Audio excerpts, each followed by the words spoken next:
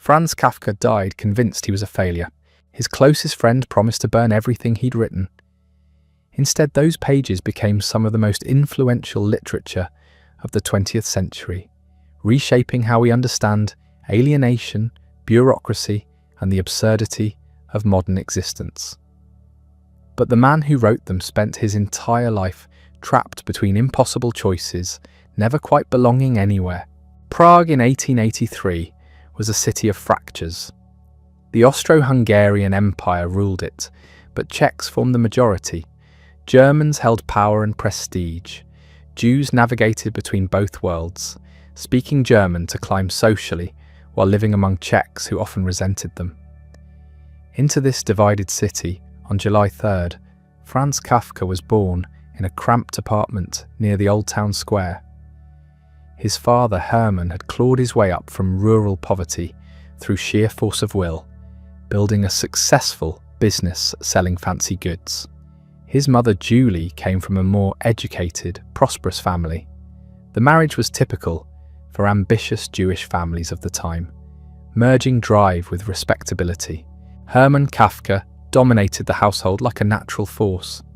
Loud, physical, impatient, he had survived brutal conditions to achieve middle-class security and expected gratitude, not weakness. He worked long hours in his shop, came home exhausted, and had no patience for a sensitive, bookish son who seemed afraid of everything. Franz was the eldest child, and only surviving son after two younger brothers died in infancy. 3 sisters followed, Gabriele, Valerie, and Ottilie. But the weight of his father's expectations fell entirely on Franz. The apartment sat above the shop, so business concerns invaded every moment. Hermann's voice boomed through the rooms, giving orders, berating employees, commanding attention. Julie worked in the business too, leaving Franz and his sisters largely to servants and governesses. Later, Kafka would describe his childhood as emotionally abandoned, the parents physically present but utterly absent in any meaningful way. He felt like an intruder in his own home. School offered no refuge. The German language gymnasium he attended was academically rigorous, designed to produce loyal imperial subjects. Franz was a good student, diligent and obedient, but he moved through his education like someone fulfilling a sentence. He made few friends. His German was perfect, marked by the formal precision that would later define his prose, but he spoke it as a minority language in a Czech city, never quite at home. He learned Czech, but not fluently enough to feel truly connected to the majority culture surrounding him. This linguistic limbo would mark him forever. What he discovered during these years was literature. Reading became an escape, a private world where he could exist without his father's judgment or the confusion of Prague's ethnic tensions. He consumed everything: German classics, Czech writers, French novels, philosophy. Writing started as diary entries, fragments of observation, attempts to capture the strangeness he felt watching the world. Words on paper didn't shout or demand. They waited patiently. They could be shaped and controlled. At 18, he enrolled at the German Charles Ferdinand University in Prague, initially studying chemistry before quickly switching to law. The choice was practical, not passionate. Law offered a respectable career, financial security, the kind of success Hermann could understand. Philosophy or literature, Franz's true interests, would have seemed frivolous, a betrayal of everything his father had sacrificed. So law it was, a decision that would trap Kafka in a double life for the rest of his days. University introduced him to a wider world of ideas. He attended lectures on philosophy, art history, and German literature, alongside his legal studies. More importantly, he met Max Brod, a meeting that would prove the most consequential friendship of his life. Brod was everything Kafka wasn't: confident, socially adept, prolific, optimistic about his own literary talents. He recognized something extraordinary in the withdrawn law student who occasionally shared fragments of his writing. Brod became Kafka's champion, advocate, and ultimately the man who would defy his dying wish. The friendship circle expanded to include Felix Welch and Oscar Baum, intellectual young men navigating the same fractured identity as Jews in Prague. They met in cafes, the Café Arco becoming their regular haunt, discussing literature and philosophy while the city moved around them. These conversations gave Kafka something he'd never had: peers who took his ideas seriously, who didn't dismiss his sensitivities as weakness. But even as this intellectual life flourished, the practical demands closed in. In 1906, Kafka completed his doctorate in law. He had no interest in practicing, but jobs had to be found. He spent a miserable year at an Italian insurance company, the Assicurazioni Generali, working long hours evaluating claims in an environment he found suffocating. The bureaucracy was maddening, the work meaningless, the hours consuming everything. He could barely find time to write. His health, never robust, began deteriorating under the stress. Then in 1908, a better position opened at the Workers' Accident Insurance Institute, a semi-governmental body that investigated workplace injuries and set insurance premiums. The work was still bureaucratic, still tedious, but the hours were better, ending at 2 p.m. This schedule would become crucial. Kafka could work his official job, fulfill his obligations to respectability and his father's expectations, then return home to write in the evenings and through the night. The split was exhausting, but it was the only way he could inhabit both worlds. His work at the Institute was actually competent, even innovative. He wrote clear, precise reports about industrial accidents, investigated dangerous working conditions, and contributed to safety reforms that probably saved lives. His colleagues respected him. His superiors valued his careful attention to detail. But Kafka experienced it as a form of death. 8 hours daily, drained from the only life that mattered to him. Every promotion felt like a tightening noose.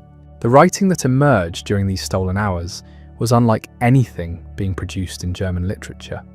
His early stories were strange, unsettling, marked by a flatness of tone that made their nightmarish content even more disturbing. Characters found themselves in impossible situations described with bureaucratic precision. The ordinary world operated by rules that made no sense, yet everyone pretended everything was normal. Reading Kafka's drafts, Brod recognized genius, but even he couldn't always understand what his friend was attempting. In 1912, everything changed. At Max Brod's home, Kafka met Felice Bauer, a young woman visiting from Berlin. She was practical, modern, working as a representative for a dictation machine company. She had none of Kafka's tortured sensitivity. The attraction was immediate and completely irrational. Within weeks, Kafka began writing letters to her, tentative at first, then increasingly frequent, sometimes multiple times a day. The correspondence became an obsession, a relationship conducted almost entirely through words on paper. What Kafka wanted from Felice remains mysterious, possibly mysterious even to him. He proposed marriage, then panicked about the commitment. He needed her absolutely, then felt suffocated by her existence. He wanted a wife who would support his writing, but feared that marriage would destroy the solitude writing required. His letters veered between passionate devotion and cold withdrawal, constructing elaborate theories about why they should or shouldn't be together. Felice, practical and patient, tried to understand this strange man, who seemed to love her and flee from her simultaneously. That same year, on the night of September 22nd into September 23rd, Kafka sat down and wrote The Judgment in a single 8-hour session. The story poured out of him completely formed, a son destroyed by his father's verdict, leaping from a bridge to his death. When Kafka finished at 6 a.m, he felt he'd achieved something unprecedented in his own work, a perfect unity of form and content. He dedicated it to Felice. The breakthrough continued. Within weeks, he began The Metamorphosis, the story that would become his most famous work.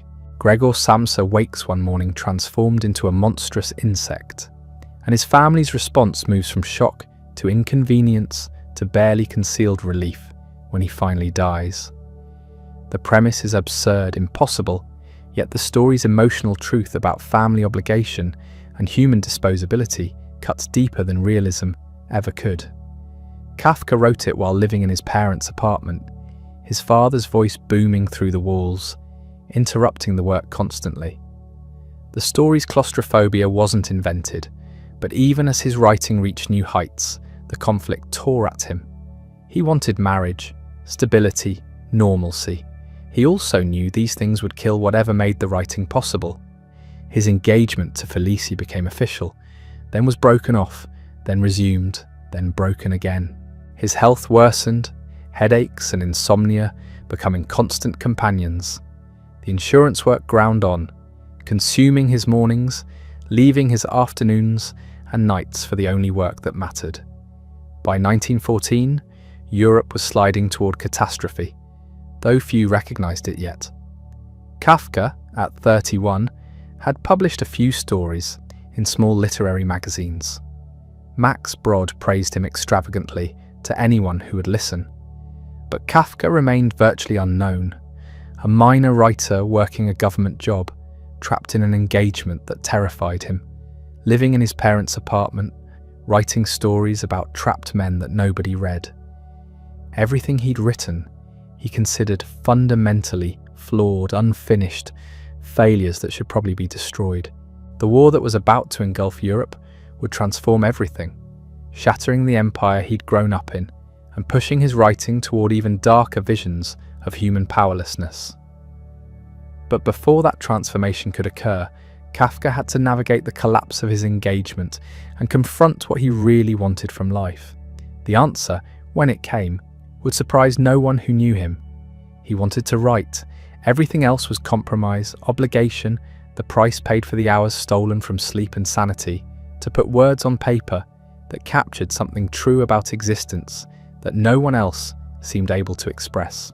The man who would one day be called prophetic, whose visions of faceless bureaucracy and absurd authority would define modern alienation, was still just an insurance clerk in Prague, unknown, unhealthy, convinced of his own failure. The greatest work was still ahead, waiting to be written in the narrowing gap between his day job and his deteriorating body's capacity to stay awake. The war arrived in August 1914, and with it came a strange clarity. While Europe tore itself apart, Kafka's personal battles suddenly seemed smaller, almost absurd in their domesticity. The Habsburg Empire mobilized. Young men from Prague's streets marched east toward Russian guns or south toward Italian mountains. Kafka, 31, and medically unfit for service, remained at his desk in the Workers' Accident Insurance Institute, processing claims for injuries that now included missing limbs and shrapnel wounds. His engagement to Felicie had dissolved again, this time seemingly for good. The relief was immense and crushing in equal measure. He'd failed at normalcy, at becoming the conventional man his father wanted, the husband Felice deserved, but the failure freed him. The energy spent on guilt and obligation could return to writing. In October 1914, he began the trial. Joseph K. wakes on his 30th birthday to find himself arrested. The crime is never specified. The court is everywhere and nowhere, operating from attics and tenement buildings, its procedures incomprehensible, its authority absolute. Kay fights his case, hires lawyers, seeks intercessions, but every attempt to understand the system only entangles him deeper. A year later, on the eve of his 31st birthday, two men arrive. They lead him to a quarry and execute him. Like a dog, he thinks as he dies. Kafka wrote it during night shifts of fevered concentration, sometimes in cafes to escape his apartment's noise, sometimes in his sister's empty house. The novel poured out in fragments, chapters written out of sequence, the ending clear from the beginning, even as the middle sections sprawled and multiplied. Unlike his earlier work, this wasn't a story. It was a system, a trap built from words. Every reader who encountered the trial in later years would recognize something. The absurd authority that requires obedience without explanation, the guilt assigned before any crime, the punishment seeking its justification retroactively. Kafka was mapping something that didn't yet have a name, a kind of power that the 20th century would perfect. But he couldn't finish it. By 1915, the manuscript sat abandoned, hundreds of pages complete, but unresolved. The problem wasn't the ending, which he'd known from the start. The problem was that he couldn't find the shape, couldn't see how all the fragments cohered. So he set it aside and returned to shorter works, stories that could be completed in single sessions. In the Penal Colony, emerged from this period, perhaps his most disturbing creation. An explorer visits a prison camp where executions are carried out by an elaborate machine that inscribes the condemned man's sentence directly onto his body with needles, writing the judgment into flesh over 12 hours until death arrives. The officer explaining the machine is devoted to it with religious fervour. When the machine is finally deemed obsolete, he places himself inside it, but the mechanism malfunctions, simply murdering him rather than transcribing anything. The apparatus breaks down. Violence without meaning. Kafka read this story aloud to friends in November 1916. They sat in stunned silence. Even Max Brod, his most enthusiastic supporter, found it almost unbearable. What was Kafka trying to say? That justice is torture? That systems of punishment are inherently meaningless? That authority's only real function is inflicting pain? Kafka didn't explain. He rarely did. The stories meant what they meant. Interpretation was someone else's problem. His health continued its slow deterioration. Headaches became migraines. Insomnia became chronic. He developed stomach problems, digestive issues that made eating difficult. His body was staging its own kind of rebellion, refusing the conditions under which he forced it to operate. Then in July 1916, something unexpected happened. He met a woman who understood. Felice Bauer had been all wrong for him, wanting conventional marriage and children and bourgeois comfort. But Felice had introduced Kafka to her friend Julie Vorazek, and Julie was different.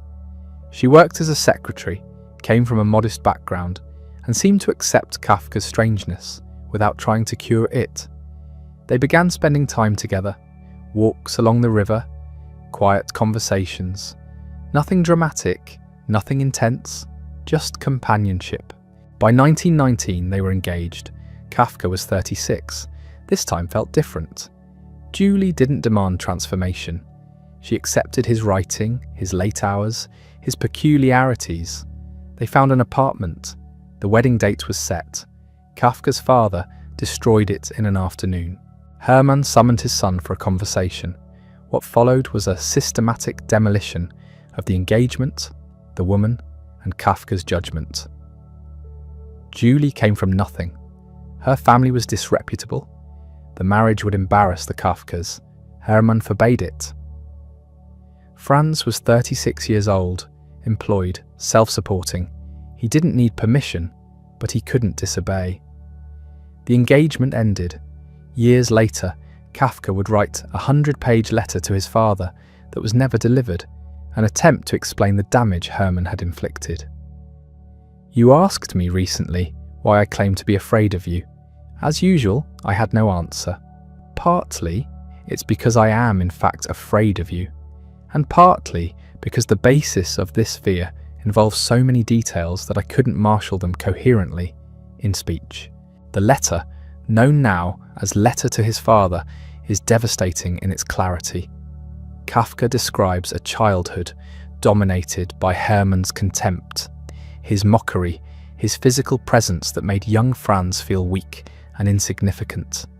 Every criticism, every dismissive comment about Franz's friends or interests or ambitions had accumulated into a fundamental sense of inadequacy. Hermann represented the father, authority incarnate, and Franz had internalized that authority until it spoke with his own voice, judging him, finding him wanting, preventing any action that might lead to independence or happiness. Hermann never read it. Kafka gave it to his mother to deliver, and she, recognizing the destruction it would cause, simply kept it. Father and son continued their dance of resentment and dependence, but something had shifted. The collapse of the engagement to Julie marked a turning point. Kafka stopped trying to become normal.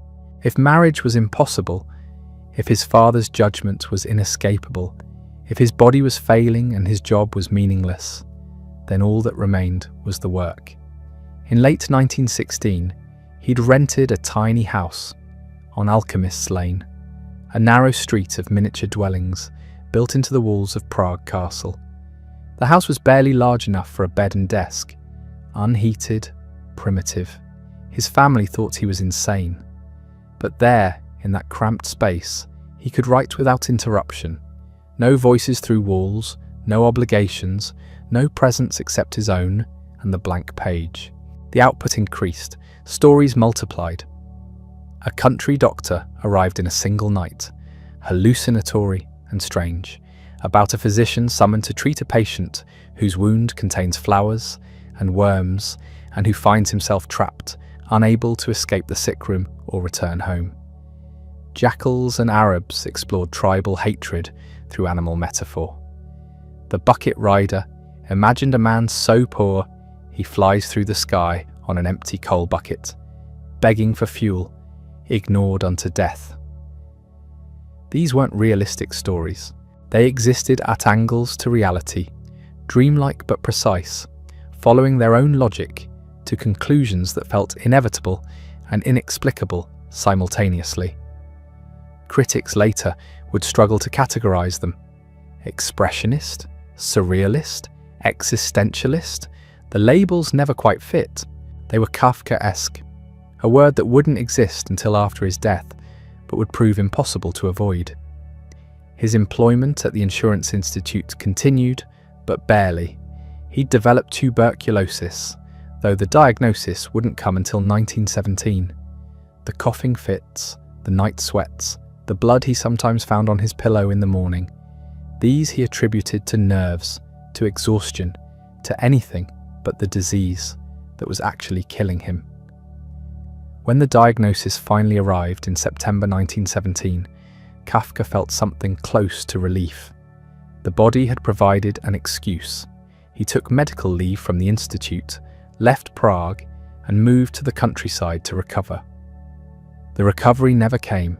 Tuberculosis in 1917 was a death sentence, just one that might take years to execute. He moved between sanatoriums and small towns, seeking cleaner air, better conditions, some environment that might slow the progression. His sister Otla joined him sometimes, providing companionship and care. She was the only family member he trusted completely, the only one who seemed to understand that his strangeness wasn't defiance but necessity. In Zurau, a tiny village where Otla managed a farm, Kafka spent 8 months in something approaching peace. He helped with farm work when strength permitted, wrote in notebooks, read philosophy. The aphorisms he composed there, short philosophical fragments, revealed a mind trying to make sense of existence itself. The meaning of life is that it stops. You can hold back from the suffering of the world. You have permission to do so, and it is in accordance with your nature. But perhaps this very holding back is the one suffering you could avoid.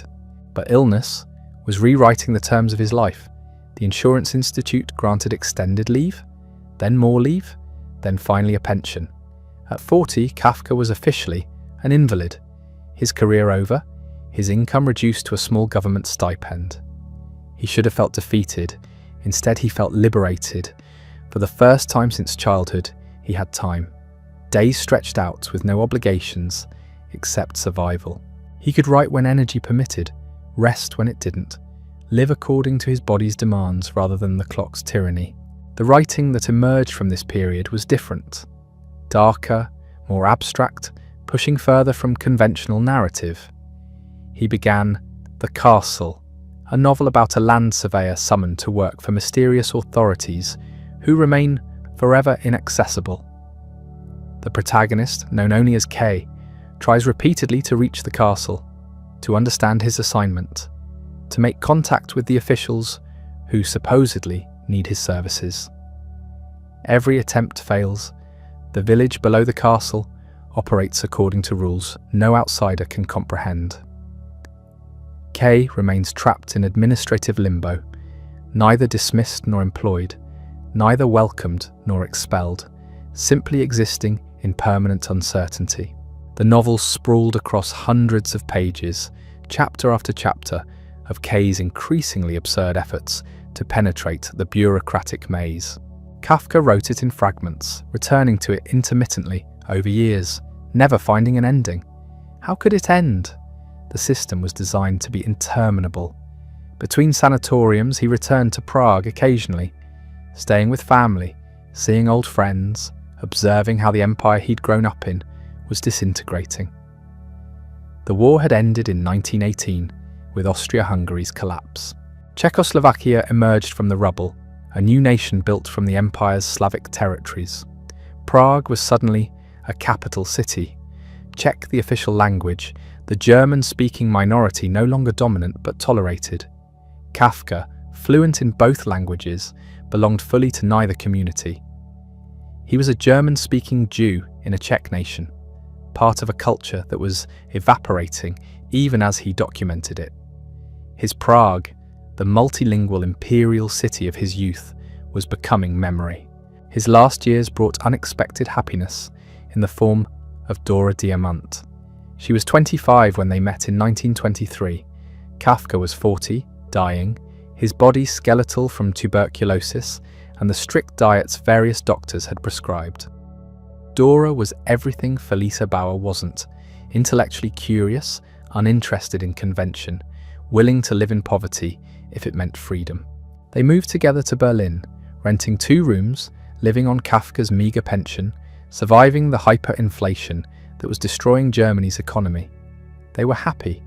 For the first time in his life, Kafka lived with someone who loved him without demanding he become someone else.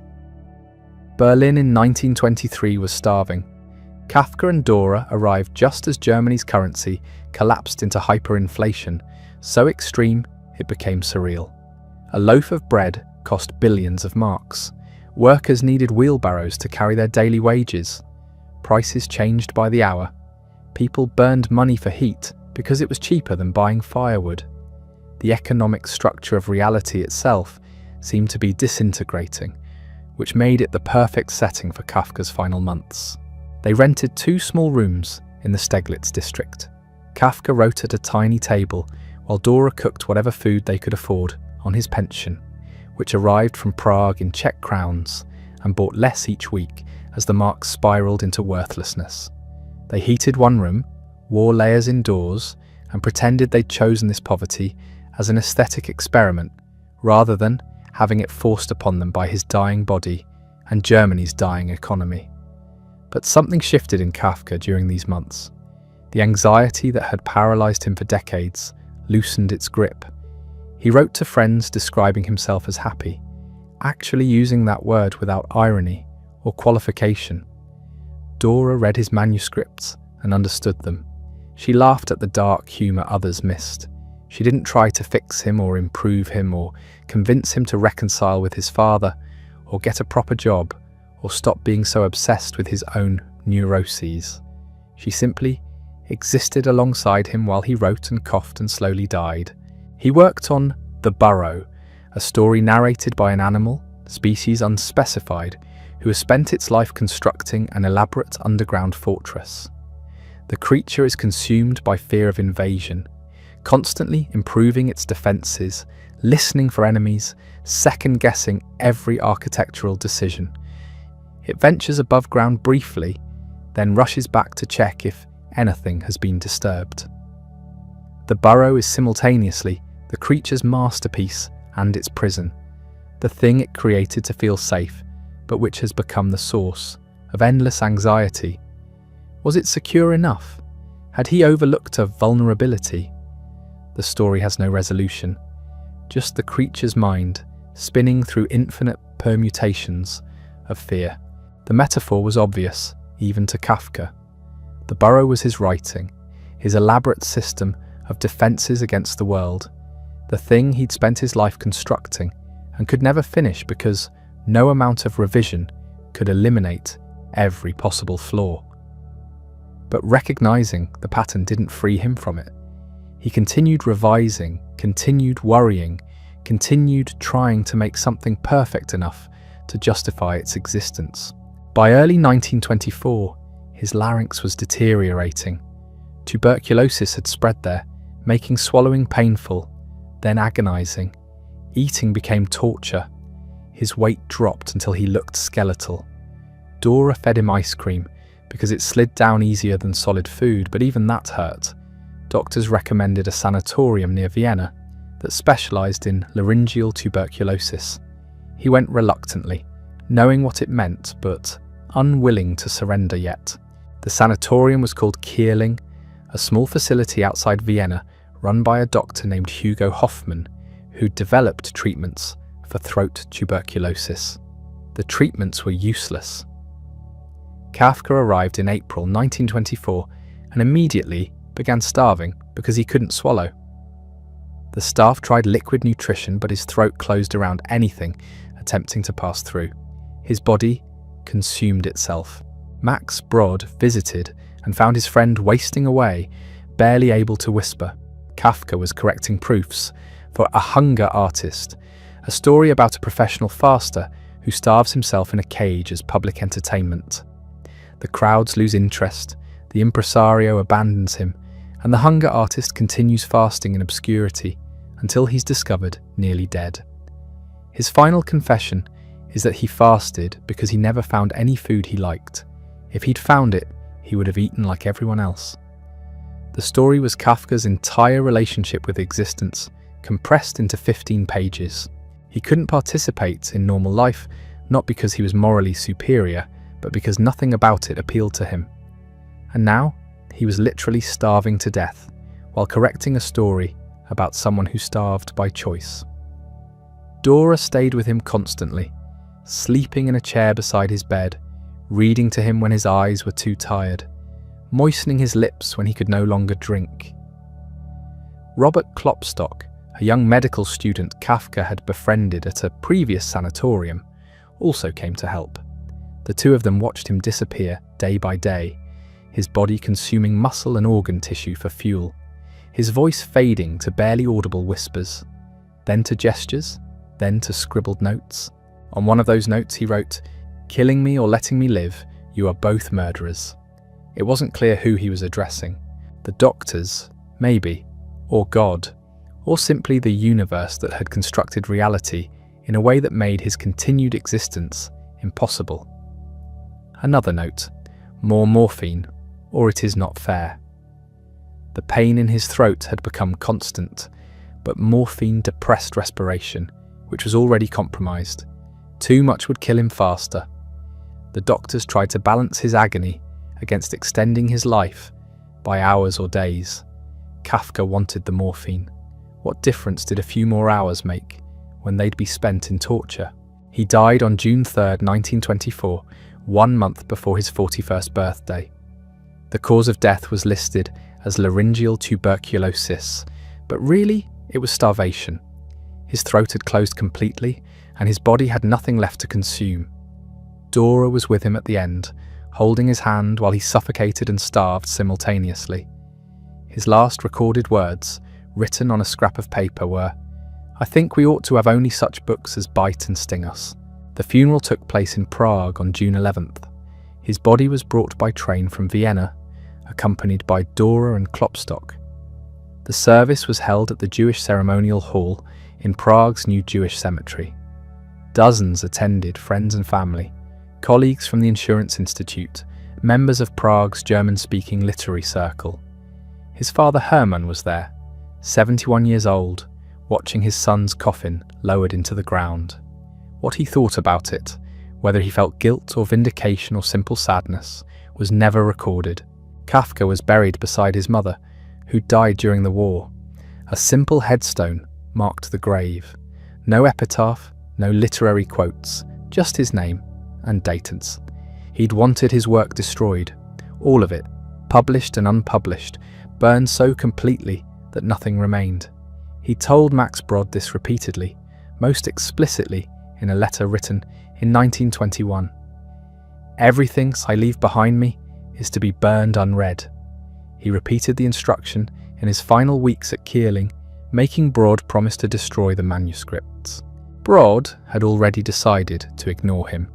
He loved Kafka too much to let the work disappear, and respected him too little to obey a request Brod considered pathological self-hatred rather than genuine artistic judgment. Within months of the funeral, Brod began preparing Kafka's unpublished novels for publication. The Trial came first in 1925, then The Castle in 1926, then America in 1927. Brod edited them minimally, mostly just organising the fragments into something resembling finished narratives and adding explanatory notes about what was missing or unresolved. The response was immediate but limited. German-speaking literary circles recognised something extraordinary in the posthumous novels, a voice unlike anything in contemporary literature. But these were fragmentary, unfinished texts published by small presses for specialised audiences. Kafka remained obscure, known mainly to other writers and critics. He'd published a few thin volumes during his lifetime that sold poorly. Now he was a dead author whose unpublished fragments were being released against his explicit wishes. It seemed like a footnote to literary history, interesting but minor. What nobody anticipated was how the world would change in ways that made Kafka's nightmares look prophetic. Within a decade of his death, the political landscape of Europe began transforming into something that resembled his fiction far too closely. Bureaucracies expanded their power. Individuals became interchangeable units in vast administrative systems, and the gap between official procedures and human justice widened into an abyss. In 1933, the Nazis took power in Germany. They immediately began constructing a totalitarian state that operated through precisely the kind of impenetrable bureaucracy Kafka had described. Jews were stripped of citizenship through administrative decree. People were arrested and detained without trial or explanation. Individuals found themselves accused of crimes they couldn't understand by authorities they couldn't reach, their guilt determined by ethnic categories rather than actions, their appeals vanishing into procedural mazes that had no exit. Kafka's three sisters still lived in Prague.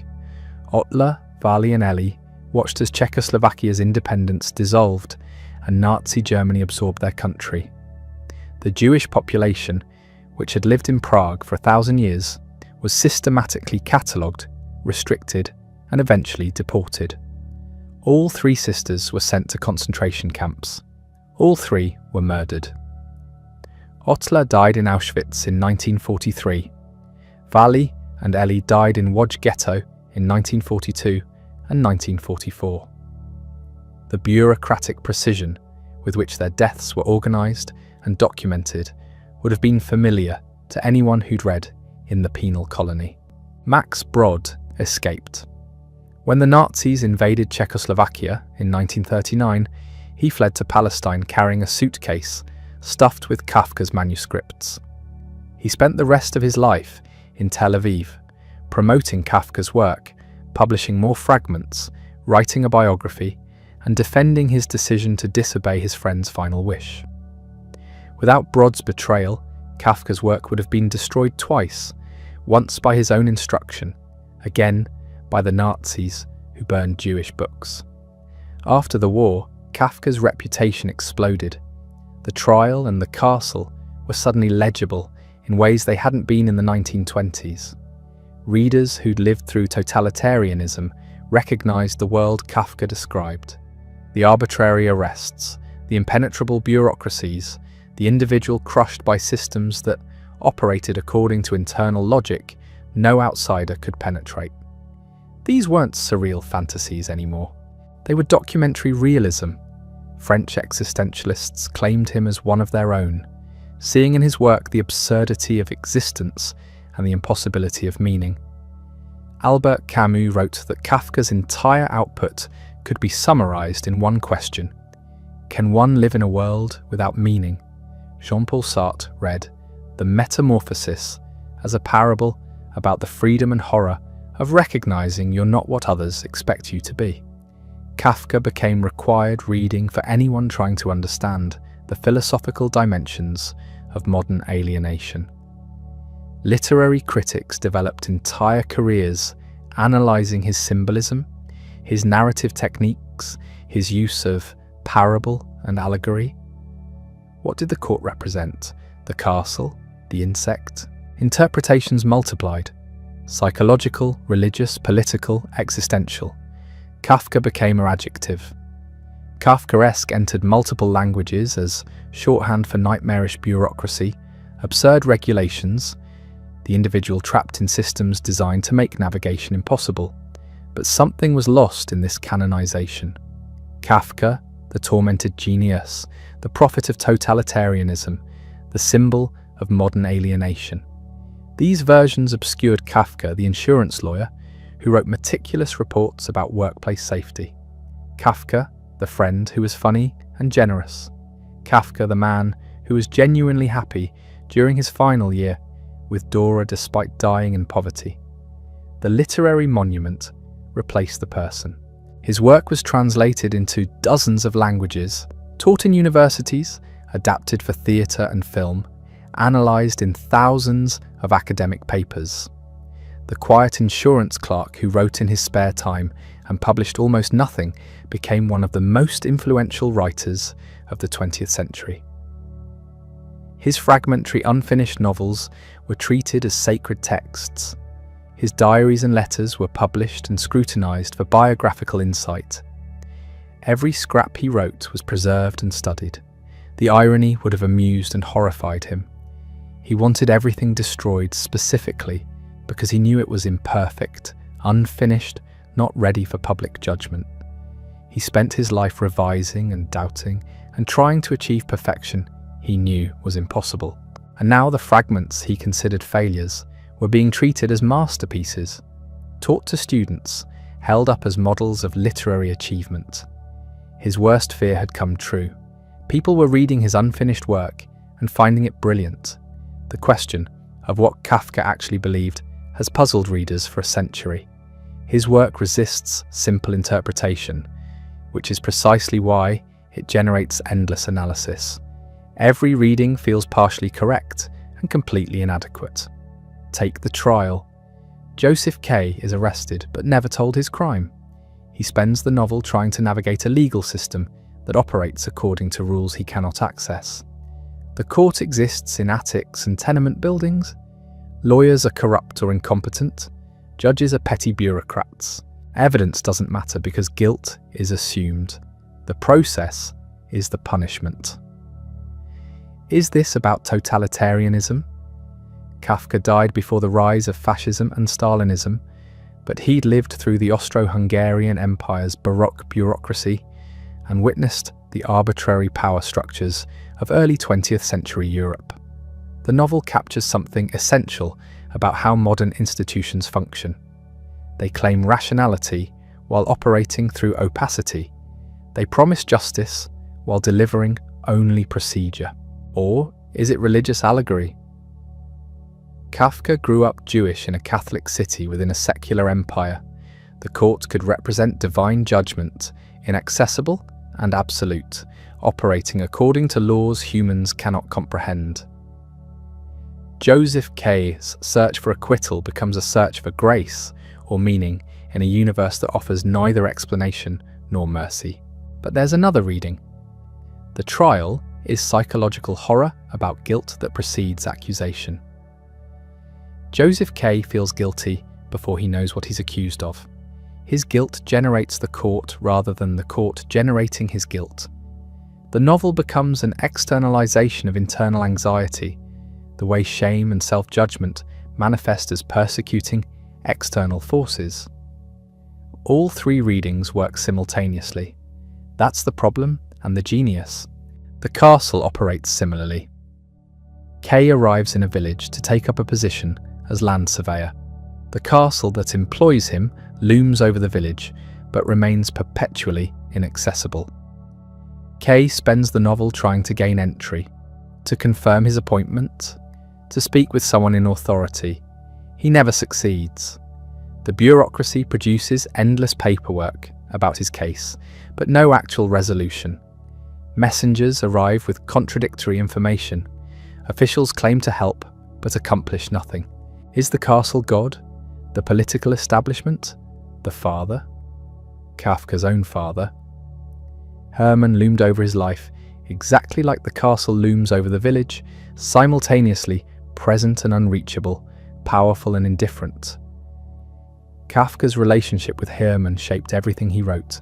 His letter to his father, 70 pages written in 1919 and never sent, is one of the most devastating documents in literature. Kafka catalogues every way his father crushed him. Mockery of his physical weakness, dismissal of his writing, contempt for his sensitivity, casual cruelty disguised as humour. Hermann Kafka was a successful merchant who clawed his way up from rural poverty through force of will. He valued strength, business acumen, social conformity. His son was physically frail, impractical, obsessed with literature. Hermann saw Franz as a failure. Franz internalized that judgment completely. The letter tries to explain their dynamic, to achieve understanding, if not reconciliation. But halfway through, Kafka does something extraordinary. He imagines his father's response, writing it himself in Hermann's voice. And the imagined response is devastating because it's completely reasonable. Hermann would point out that Franz had every advantage: education, freedom, financial support. He could have done anything. Instead, he wrote strange stories nobody wanted to publish and complained about how difficult his life was. Kafka gives his father the better argument. The letter becomes a demonstration of why communication is impossible. Both perspectives are valid. Both are trapped in their own logic. Understanding doesn't produce resolution. This is the pattern in all of Kafka's work. Characters are guilty and innocent simultaneously. Authority is legitimate and illegitimate. Rebellion is necessary and pointless. The contradictions don't resolve because they're the point. His romantic relationships followed similar patterns. He got engaged to Felice Bauer twice and broke it off twice. He loved her and found the prospect of marriage terrifying. He wrote her hundreds of letters, many of them desperate pleas for connection, others explaining why connection was impossible. He needed solitude to write, but solitude made him miserable. He needed companionship, but companionship destroyed his ability to work. With Milena Chesenska, the pattern intensified. She was brilliant, married, and became the great love of his life, precisely because the relationship was impossible. They met rarely. Most of their relationship existed in letters. She understood his work better than anyone, and he could write to her with complete honesty about his fears, his health, his sense of being fundamentally broken. When she offered to leave her husband and be with him, he panicked and withdrew. The possibility of actual life together destroyed the purity of the impossible longing. Only with Dora Diamant in his final year did something shift. She was 19 when they met. He was 40 and dying. Maybe the imminence of death made commitment possible. Maybe she was young enough not to carry expectations he'd inevitably fail. Whatever the reason, their year together in Berlin was apparently happy. They were poor, he was sick, Germany was collapsing into hyperinflation and political chaos, and yet the letters from this period describe genuine contentment. Which raises an uncomfortable question. Did Kafka need his misery? Was his unhappiness the source of his art, or its consequence? If he'd been happy earlier, would he have written these particular works? The biographical fallacy is tempting with Kafka because the work feels so personal, so clearly drawn from his own anxieties and obsessions. The Metamorphosis was written during his first engagement to Felice, when he felt trapped between the demands of family life and the demands of his art. Gregor's transformation into an insect makes him simultaneously the family's burden and freed from their expectations. He's destroyed by the transformation and liberated by it. But reducing the story to autobiography makes it smaller than it is. Yes, Kafka felt like an insect in his own family, but the story works because everyone has felt that alienation, that sense of being fundamentally other, of discovering that the people closest to you see you as a problem to be solved or managed rather than a person to be understood. The image of Gregor on the ceiling, clinging upside down, is the perfect visual representation of estrangement. The space he inhabits is the same space his family inhabits, but his relationship to it is inverted. They cannot occupy the same room the same way anymore. Physical proximity makes the psychological distance more absolute. Kafka's technique magnifies this effect. His prose is clean, precise, almost bureaucratic. Extraordinary events are described in the same flat tone as mundane details. Gregor wakes up, transformed into an insect. This is stated as simple fact. The family's response is practical concern about his job, about the locked door, about maintaining appearances for the lodgers. Nobody asks why this happened because in Kafka's world, asking why is pointless. The absurd is simply the condition of existence. This refusal of explanation is what makes the work inexhaustible. Kafka doesn't tell you what it means. He presents the situation and lets the horror and absurdity speak for themselves. Interpretation is left to the reader, and every interpretation reveals something about the reader's own anxieties. The religious readings see divine absence. The political readings see totalitarian power. The psychological readings see family dysfunction. The existential readings see the human condition. All are present because Kafka built structures that contain multitudes. His influence on later writers is incalculable. Borges learned from Kafka's compressed parables how to build labyrinths in a few pages. Camus and Sartre found in him the absurdist vision they'd systematize philosophically. Gabriel Garcia Marquez credited Kafka with showing him that you could write about impossible things in a matter-of-fact tone and create magic realism. Haruki Murakami's entire aesthetic descends directly from Kafka's combination of mundane detail and inexplicable strangeness. In Eastern Europe, writers who lived under communist regimes recognized Kafka as a realist. The bureaucracies he described weren't nightmares. They were documentary accounts of daily life under totalitarianism. The absurdity wasn't surreal. It was literally how the system functioned. Kafka had somehow described a political reality that didn't exist yet when he wrote, but became the defining experience of millions. This is what makes him prophetic. Not that he predicted specific political systems, but that he captured the logic of how modern power operates. The trial's court doesn't need to be efficient or just. It only needs to perpetuate itself. The accusation creates the guilt. The process becomes its own justification. Kafka understood that modern systems don't need conspiracy or evil intention to destroy individuals. The banal operation of bureaucratic procedure is sufficient. His work also influenced film, particularly the paranoid thrillers of the 1960s and 70s. The protagonist trapped in a system he doesn't understand, pursued by forces whose motives are unclear, unable to find anyone in authority who'll explain what's happening. This is the structure of dozens of films, from Orson Welles' adaptation of The Trial, to The Conversation, to Brazil, to The Matrix. The Kafkaesque became a visual language. Even people who've never read Kafka know his scenarios because they've been absorbed into the culture. The nightmare bureaucracy that won't let you speak to anyone in charge.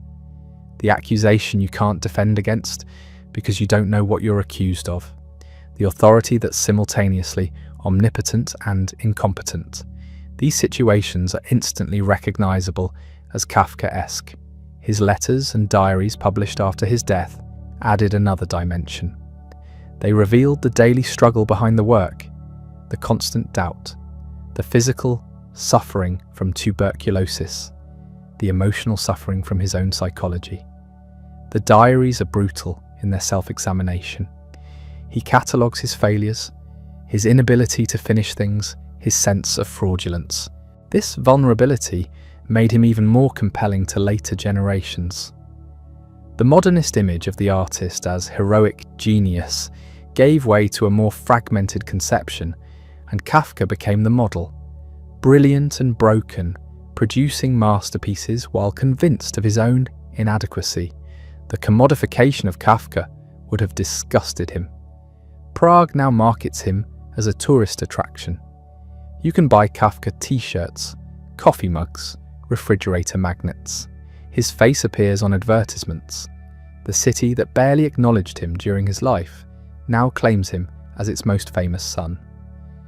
Tours visit his childhood home, his father's shop, the street where he wrote The Judgment in a single night. There's something perfectly Kafkaesque about this transformation. The writer who felt like an outsider in his own city, who published almost nothing and wanted everything destroyed, becomes a brand. The quiet insurance lawyer becomes a commodity. The man who couldn't finish a novel has his unfinished novels treated as complete artistic statements. Max Brod's decision to publish against Kafka's wishes created this entire phenomenon. Without that betrayal, there would be no Kafka industry, no Kafkaesque, no influence on 20th century literature. The insurance files would have survived. The novels would have been burned. Was Brod right? He violated his friend's explicit instructions, but he preserved work that has meant something profound to millions of readers. He made a decision that Kafka, trapped in his own perfectionism and self-doubt, couldn't make for himself. The ethical question has no clean answer, which is appropriate for Kafka's legacy. Brod's betrayal was simultaneously wrong and necessary. Respecting Kafka's wishes would have been loyal and tragic. The contradiction sits there, unresolvable, exactly like the contradictions in Kafka's fiction. But there's one more chapter to this story. After Kafka's death and Brod's preservation of his work, after the Nazi period and the posthumous fame, after the canonization and the academic industry, something unexpected happened. Kafka's unfinished novels began to look less like failures and more like a new form entirely. The incompleteness itself became meaningful. Critics began arguing that The Trial, The Castle, and America weren't incomplete at all. They were formally revolutionary, deliberately rejecting the closure that traditional novels demanded. The abrupt endings, the missing chapters, the unresolved plot threads weren't signs that Kafka failed to finish. They were the point. This interpretation gained traction through the 1960s and 70s as postmodern theory developed. Roland Barthes declared the death of the author, arguing that texts have no fixed meaning and readers create significance through their own interpretations. Under this lens, Kafka's unfinished novels became perfect postmodern objects. They refuse to tell you what they mean. They deny you resolution. The incompleteness forces the reader to sit with ambiguity, which is exactly what life requires. The Castle demonstrates this most clearly. Kay arrives in a village dominated by a castle administration he can never reach. He tries every strategy: official channels, personal connections, seduction, manipulation. Nothing works. The bureaucracy remains impenetrable. In traditional narrative structure, Kay would eventually succeed or definitively fail. He'd reach the castle or be expelled from the village. The story would resolve, but Kafka's version just stops. Kay is still trying, still blocked, still caught in the machinery, and that's the reality. Most of our struggles don't conclude. They just continue until we die or give up. Max Brod added a note to the published version explaining that Kafka had told him how the castle was supposed to end. Kay would receive word on his deathbed that he could stay in the village, but only due to a technicality, not because his claim was legitimate. This would have been a devastating conclusion, but many readers and critics now argue the novel is stronger without it. The absence of ending makes the absurdity more complete. Kay's struggle becomes eternal, which reflects the human condition more honestly than any resolution could. The same logic applies to the trial. Joseph K is arrested but never told his crime. He spends the novel trying to navigate a legal system that's simultaneously everywhere and nowhere. Lawyers, judges, and court officials appear in attics and tenement buildings. The law operates through hidden channels. No one can explain the procedure. Kay's execution at the end comes suddenly, almost casually. Two men take him to a quarry and stab him. His last words, "like a dog." The novel has structure and an ending, but the central mystery remains unsolved. What was the crime? What was the trial actually about? Kafka never tells us because that's the point. The accusation is everything. The specifics don't matter. You're guilty because the system says so. Academia built entire careers on Kafka interpretation. The novels could be read as religious allegory, psychological case study, political critique, existential philosophy, or formal experiment. Every reading found textual support because the work is genuinely ambiguous. Kafka wasn't being deliberately obscure as a stylistic trick. He was representing consciousness honestly. We don't understand why things happen to us. We don't know what authorities want. We navigate systems we can't comprehend, using strategies that may be completely pointless. That's the human situation, and Kafka's unfinished novels capture it by refusing to provide the false comfort of explanation. But while academics debated interpretations, something else was happening. Kafka's influence was spreading beyond literature into film, music, visual art, and eventually into the language itself. The word Kafkaesque entered common usage, describing a specific type of nightmare. You know it when you encounter it. The bureaucracy that requires Form 27B before they can tell you what Form 27B is. The customer service system that transfers you endlessly without solving your problem. The insurance claim denied for reasons that contradict the policy language. The legal notice about a violation you didn't commit, with no clear process for appeal. These experiences feel Kafkaesque because Kafka articulated something true about modern institutional life. The systems meant to serve us often seem designed to frustrate us, and the frustration feels intentional even when it's just incompetence. Orson Welles adapted The Trial in 1962, casting Anthony Perkins as Joseph K. The film opens with a parable Kafka wrote separately, Before the Law, animated by Alexandra Alexeyev. A man seeks entrance to the law, but is blocked by a doorkeeper who tells him he cannot enter yet. The man waits his entire life. As he's dying, he asks why no one else has sought entrance. The doorkeeper replies that this door was meant only for him, and now it will be closed. Wells understood that this parable contains the entire logic of Kafka's world. The law exists but remains inaccessible. The barrier is simultaneously real and arbitrary. The man's obedience to the doorkeeper is what traps him, but disobedience might not have worked either. Terry Gilliam's Brazil drew heavily on Kafka while creating a dystopian bureaucracy that's both totalitarian and incompetent. The Ministry of Information tortures people, but also makes clerical errors that doom innocent citizens. The protagonist, Sam Lowry, gets caught in the machinery while trying to correct a mistake. The system can't be fixed because the dysfunction is the system. This vision of technological bureaucracy as simultaneously powerful and idiotic comes directly from The Trial and The Castle. David Lynch's films, particularly Eraserhead and Lost Highway, create Kafkaesque atmospheres without direct adaptation. Lynch understood that Kafka's power comes from dream logic applied to waking life. Objects and events follow emotional causation rather than rational sequence. The feeling is right even when the narrative doesn't make conventional sense. This approach influenced generations of filmmakers who wanted to represent psychological states rather than just tell stories. In music, Kafka's influence appears in unexpected places. Patti Smith's album Horses includes Birdland, a song inspired by Peter Reich's memoir about his father, Wilhelm Reich. But the structure echoes Kafka's A Report to an Academy. Philip Glass composed an opera based on In the Penal Colony. Radiohead's music videos and album artwork frequently reference Kafkaesque imagery. Faceless bureaucracies, transformed bodies, oppressive systems. Tom York has cited Kafka as an influence on the band's approach to alienation and modern anxiety. Visual artists found Kafka's work endlessly adaptable.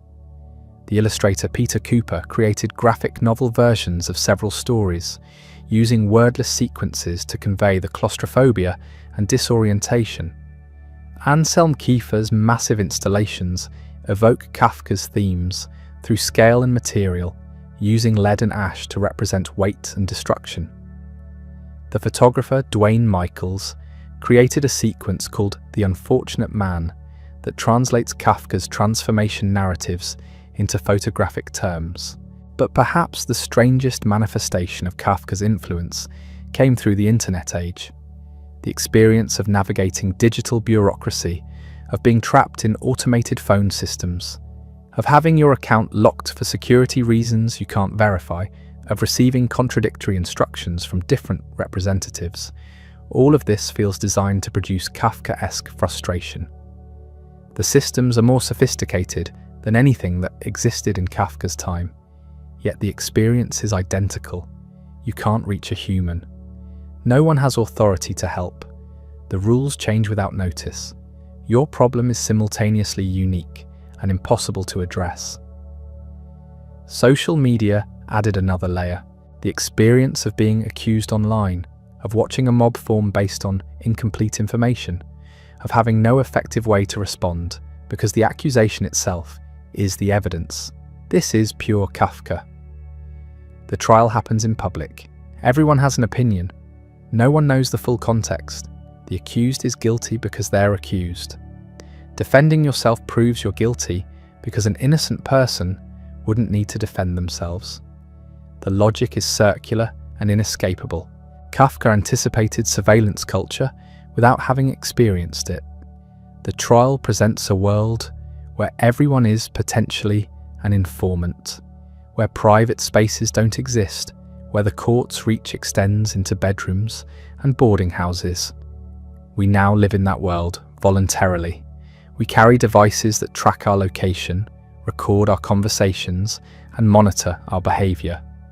We agree to terms of service we don't read, granting corporations access to our data.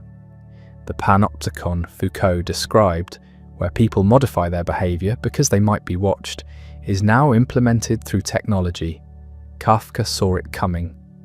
His influence on later writers is equally pervasive.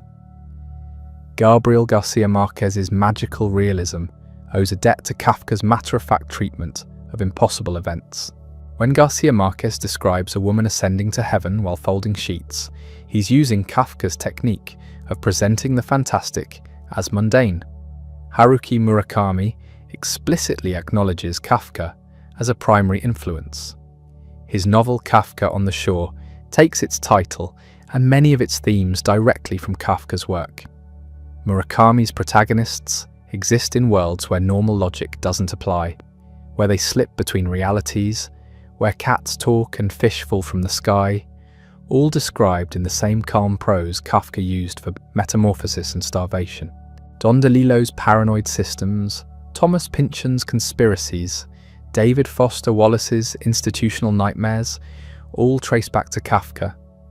The sense that invisible forces control our lives, that we're embedded in systems we can't comprehend, that the more we learn, the less we understand. This is Kafkaesque thinking, applied to contemporary America. Wallace's The Suffering Channel reads like a Kafka story, transplanted to the internet age. Pynchon's bureaucracies in Gravity's Rainbow are direct descendants of Kafka's castle administration. W.G. Sebald, the German writer who became a British citizen, created a unique fusion of fiction, memoir, history, and photography that channels Kafka's approach to memory and guilt. Sebald's narrators wander through landscapes haunted by the past, encountering documents and images that may or may not be reliable. The uncertainty about what's real, the sense that your history is simultaneously present and inaccessible, comes from Kafka's influence. Coetzee's novels, particularly Life and Times of Michael K., engage directly with Kafka. Michael K. is a simple man caught in a civil war, trying to survive without understanding the larger forces destroying his world. The novel's refusal to explain the political situation, its focus on Michael K.'s limited comprehension, deliberately echoes Kafka's technique of staying inside a consciousness that can't grasp its own predicament. But Kafka's influence extends beyond writers who acknowledge him. The entire mode of contemporary alienation literature derives from his work. Whenever a character feels disconnected from society, trapped in systems they didn't create, unable to communicate their experience to others, that's Kafka's legacy.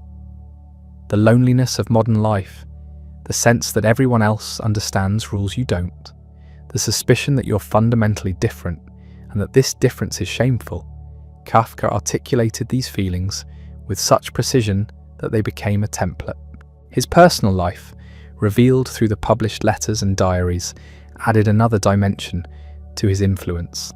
The letters to Felice Bauer, his on-and-off fiancée, show a man terrified of marriage, convinced it would destroy his ability to write, yet desperately lonely and seeking connection.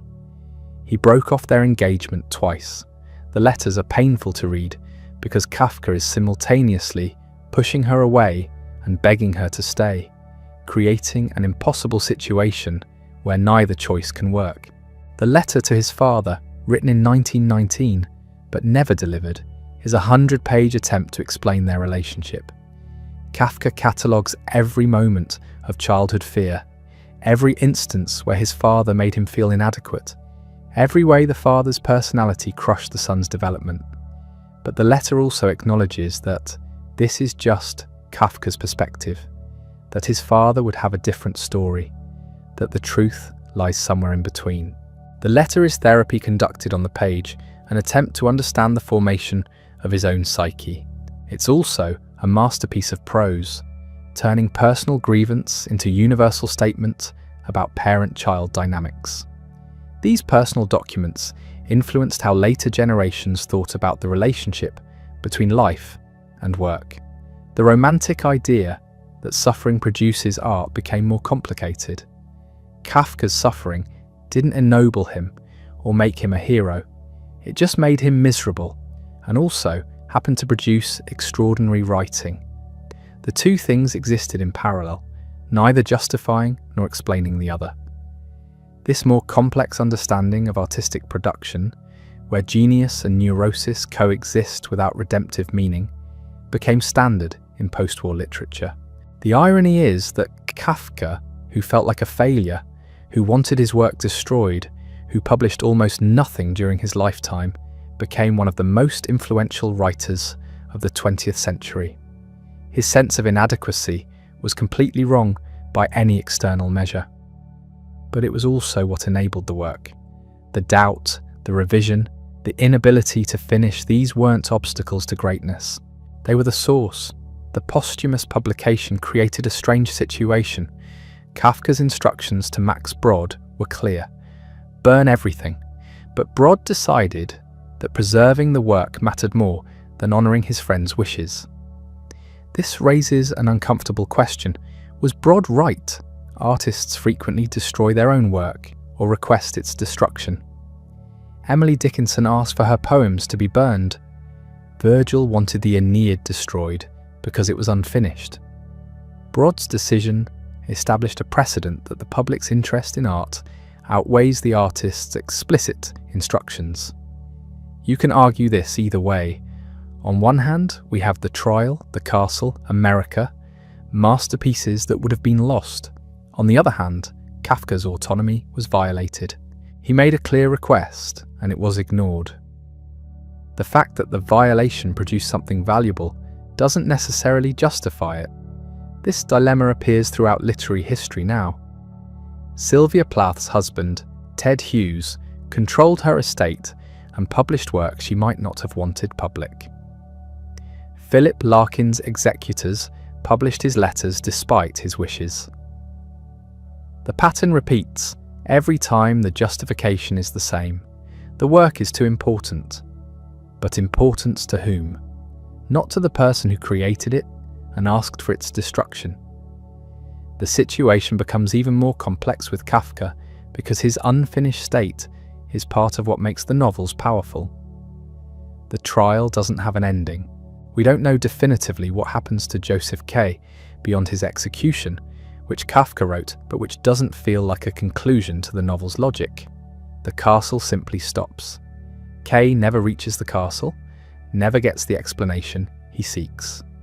These aren't endings, they're interruptions, but the interruption is thematically perfect.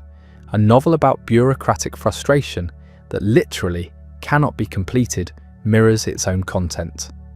Did Kafka intend this? Probably not, consciously. He was just stuck, unable to figure out how to finish, but the accidental form became inseparable from the meaning. This influenced how later writers thought about structure. The idea that incompletion could be a valid artistic choice rather than a failure gained traction. David Foster Wallace's The Pale King was unfinished at his death and was published as fragments. The novel is about boredom and the difficulty of paying attention, and its fragmentary form reinforces that theme. Would Wallace have wanted it published? His estate decided yes, following the broad precedent. Roberto Bolaño's 2666 was published posthumously, according to his instructions, but he died before final revisions. The published version is what he left, rough edges and all. These decisions happen now because Brod made his decision in 1924. Kafka's influence on philosophy is less discussed but equally significant. Existentialism claimed him as a precursor. Camus wrote about the myth of Sisyphus and connected it to Kafka's vision of absurd labour.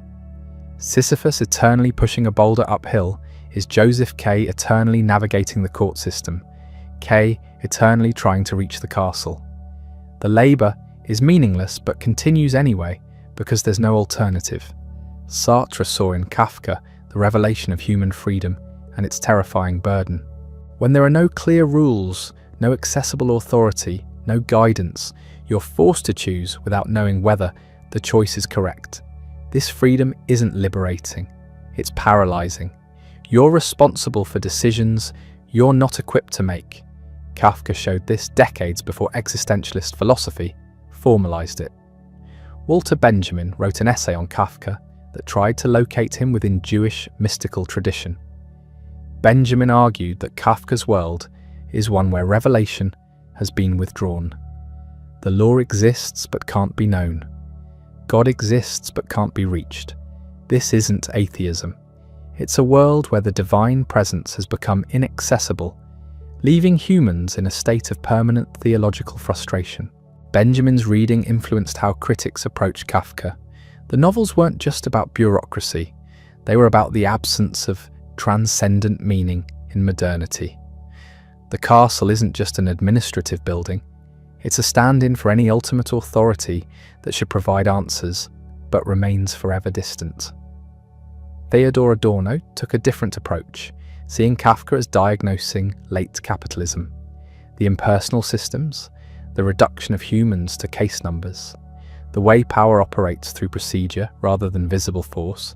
These were features of modern economic and political organization. Kafka had captured how domination works in bureaucratic society. You're not oppressed by a tyrant you can fight. You're oppressed by forms, by waiting rooms, by officials who are themselves just following orders. Hannah Arendt connected Kafka to totalitarianism. She argued that his novels predicted the administrative machinery of Nazi and Soviet systems. The banality of evil, her famous phrase about Eichmann, applies to Kafka's bureaucrats. They're not monsters, they're functionaries doing their jobs, and that's what makes them terrifying. These philosophical interpretations keep multiplying because Kafka's work is inexhaustible. You can read it as Jewish theology, as existentialism, as Marxist critique, as psychological case study, as language philosophy. All of these readings are valid because the text doesn't close them off. The ambiguity isn't a weakness. It's structural openness that allows each generation to find new meanings. In contemporary culture, Kafkaesque became shorthand for bureaucratic nightmares and absurd situations. When people say something is Kafkaesque, they usually mean dealing with unhelpful customer service or confusing regulations. This is a diminishment. The term gets applied to minor frustrations, but it also shows how deeply Kafka penetrated collective consciousness. His name became an adjective describing a specific type of experience. Not many writers achieve that. Orwellian is another example. Dickensian is a third. These adjectives indicate that the writer captured something so precisely that we needed their name to describe it. The TV series, The Office, both British and American versions, owes a debt to Kafka. The soul-crushing tedium, the pointless procedures, the bosses who create problems rather than solving them, the sense that you're trapped in a system designed to waste your life, that's Kafka translated into workplace comedy. The humour in The Office comes from recognition. We've all experienced versions of this. Charlie Kaufman's films, particularly Synecdoche, New York, are deeply Kafkaesque. The protagonist tries to create a perfect theatrical representation of life and becomes trapped in infinite regress. The play requires a set that includes the theatre where the play is being performed, which requires another set, which requires another, endlessly. It's K trying to reach the castle, Joseph K trying to understand the charges. The goal recedes infinitely. Video games discovered Kafka. The Stanley Parable is explicitly about choice and determinism. You play an office worker following or defying a narrator's instructions, discovering that every choice leads to another layer of control. Papers, Please puts you in the role of a border checkpoint inspector in a fictional totalitarian state. You process paperwork, make split-second decisions about who to admit, deal with impossible rules that change daily. It's Kafka as game mechanics. These adaptations show the work's flexibility. Kafka translates into different media because the core experience isn't tied to prose fiction. It's about the structure of certain situations. Any medium can represent those structures. His influence on other Jewish writers who came after the Holocaust is particularly significant. Kafka died in 1924, before the full horror. But he'd captured something about European Jewish experience that became unbearably relevant. The sense of being accused without knowing the crime, of living under laws you can't understand, of facing authority that can destroy you for reasons never explained. All of this described Nazi persecution with prophetic accuracy. Paul Celan, the great post-Holocaust poet, absorbed Kafka's influence. Celan's poetry is compressed, difficult, refusing easy meaning. Its language traumatized by history, trying to speak what can't be spoken. The impossibility of communication in Kafka becomes, in Celan, the impossibility of poetry after Auschwitz. Primo Levi's If This Is a Man describes the concentration camp as a bureaucratic system. Prisoners had numbers, not names. There were rules, but the rules were arbitrary and designed to dehumanize. Guards followed procedures. The whole apparatus of murder was administrative. Levi doesn't mention Kafka, but the description evokes him. The difference is that Kafka imagined this abstractly.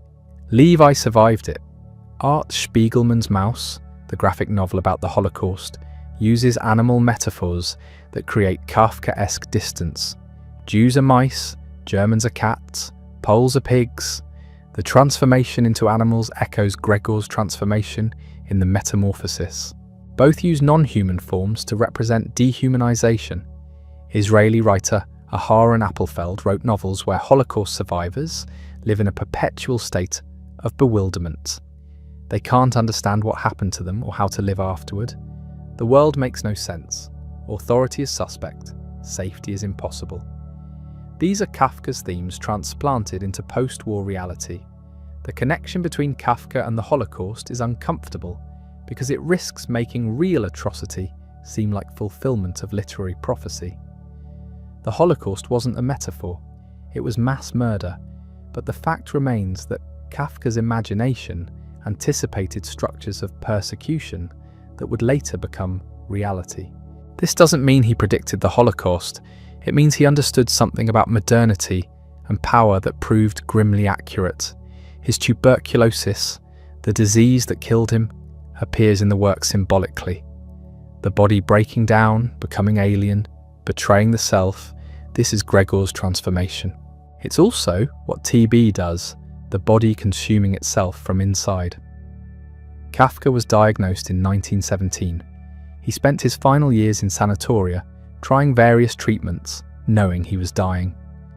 The last story, A Hunger Artist, is about a performer who fasts professionally, wasting away in a cage while crowds watch. Eventually, people lose interest. The hunger artist dies forgotten. Before dying, he admits he fasted only because he never found food he liked. It's a parable about art and also about Kafka's body, voluntarily or involuntarily refusing sustenance, disappearing. He died in June 1924 near Vienna, away from Prague, in the care of a doctor friend. He was 40 years old. The death was slow and painful. TB of the larynx made swallowing impossible. He starved while his body filled with infection. The suffering was immense and pointless, like his character's suffering. Max Brod, despite or because of disobeying Kafka's instructions, spent the rest of his life promoting the work. He edited the novels, published the diaries and letters, wrote a biography. Brod's own writing is forgotten now. He's remembered only as Kafka's friend and literary executor. This is ironic since Brod considered himself the more successful writer during their lifetimes. He published more, earned more money, received more recognition, but history inverted their positions completely. Kafka became canonical, Brod became a footnote. The lesson is that literary reputation is unpredictable. Success during your lifetime means nothing. What matters is whether the work continues speaking to new generations. Kafka's work keeps speaking because the situations he described haven't disappeared. Bureaucracy has expanded. Alienation has intensified. Technology created new forms of impersonal control. The feeling of being trapped in systems you didn't design and can't escape is more common now than in 1924. Smartphones track your location. Algorithms determine what you see. Terms of service agreements bind you to conditions you never read. You're Joseph K., accepting charges you don't understand. Contemporary surveillance capitalism is Kafkaesque in the precise sense. Companies collect data about you constantly. This data determines your insurance rates, your credit score, your job prospects. The process is invisible. You can't opt out. You can't see your file. You can't correct errors. If something goes wrong, there's no one to appeal to. Just automated systems and customer service scripts. This is the court in the trial, distributed across servers. China's social credit system takes it further. Behavior is monitored and scored. Low scores restrict your freedom. The criteria are opaque. The surveillance is total. It's the castle made real, an invisible authority controlling your life through incomprehensible rules.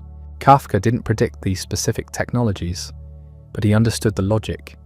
Once systems become complex enough, they stop serving human needs and start perpetuating themselves. The people running the systems become servants of the system. Everyone is trapped. That's what makes Kafka permanently relevant rather than historically interesting. He's not describing the past, he's describing structural features of modern existence that keep intensifying. Every new technology of control, every additional layer of administration, every expansion of surveillance makes his work more rather than less applicable. The question people ask is whether Kafka would recognize our world or be horrified by it. The answer is both. He'd recognize it immediately because he already described it. The horror would come from seeing how much further it's gone. In his stories, the nightmare was that you might be arrested without knowing why, or turned into an insect, or starved in a cage. These were metaphors. Now the metaphors are becoming literal implementations. Consider facial recognition. You walk down a street, cameras identify you. Your movements are logged. This data feeds into systems making decisions about you, where you can go, what you can buy, whether you're a security risk. You don't consent to this. You can't see what's being recorded. You have no idea what conclusions are being drawn. It's Kafkaesque surveillance made concrete. Or take content moderation on social platforms. Your account gets suspended. You don't know why, you appeal. An algorithm reviews your appeal in seconds and denies it. You ask for human review.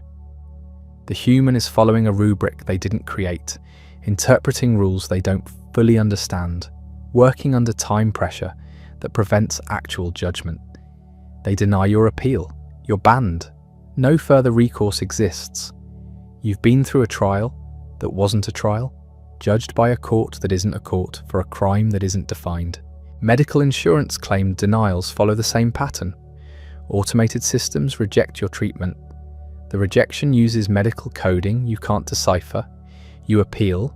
Someone who never examined you reviews your file for 3 minutes and upholds the denial. The doctor who actually knows your case has no power. The system's logic is invisible. You can't argue with it because you can't understand it. You just know you're denied. This is why Kafkaesque became an adjective in every language. It names something we all experience but couldn't articulate before. The feeling of being caught in processes that are simultaneously absurd and inescapable. Of knowing you're being judged by standards you can't access.